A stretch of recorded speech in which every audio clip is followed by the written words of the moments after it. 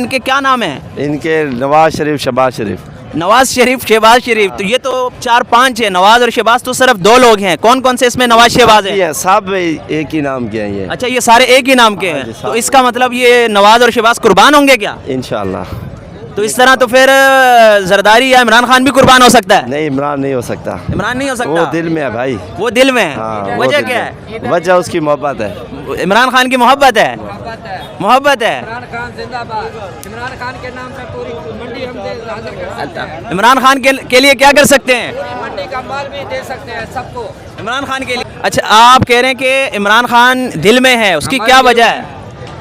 हमारी ये वजह है कि इमरान खान अच्छी सलूक में जो 5 साल गुजरे हैं ना, उनके लिए अच्छा तानु किया है उसने।